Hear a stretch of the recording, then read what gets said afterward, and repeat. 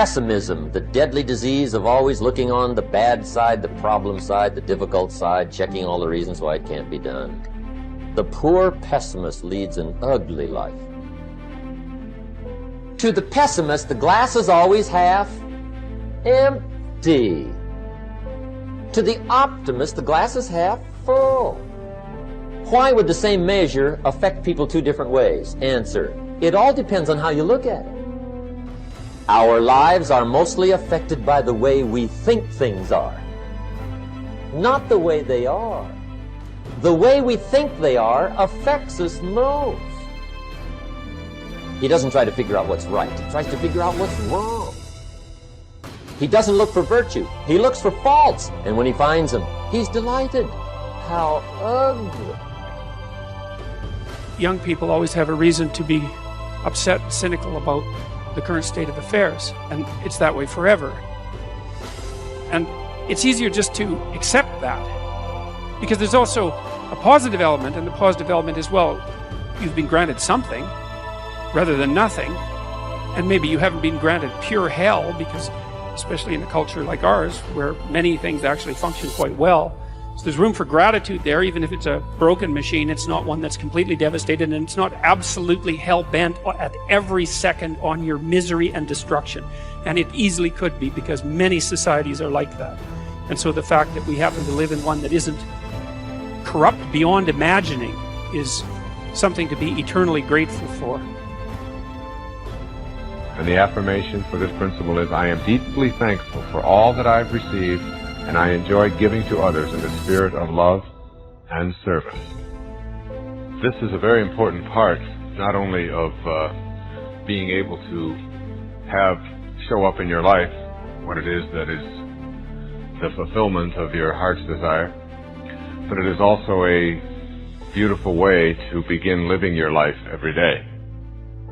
There's an old saying that says, if you're not generous when it's hard, you will not be generous when it's easy. The healthiest of all human emotions is gratitude. I said, you go down that list. I like my job. I love my job, rather. That is a way of gratitude. You'll sleep better the first night. Tomorrow morning, when you get up, get back in front of the mirror just before you go to work. Get back in front of the mirror and repeat the process again with excitement and enthusiasm. I love my job because, and take the list with you. Because the reality is, you see, you will have started to change from a fault finder to a good finder. Every achievement in the world was first initiated as a creative idea. First the idea, then faith in it, then the means of implementing the idea. That is the way success proceeds. Here is the idea. What is your present trouble? Your trouble is that you lack everything, don't you? You lack money, you lack subscribers, you lack equipment, you lack courage. And why do you suppose you lack everything?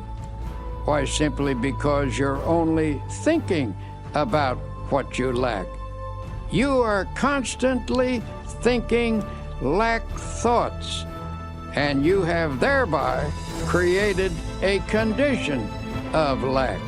If you constantly think about what you don't have, you keep creating the conditions that keep you in this state. By emphasizing only what you lack, you frustrated the creative forces that can get this project really rolling.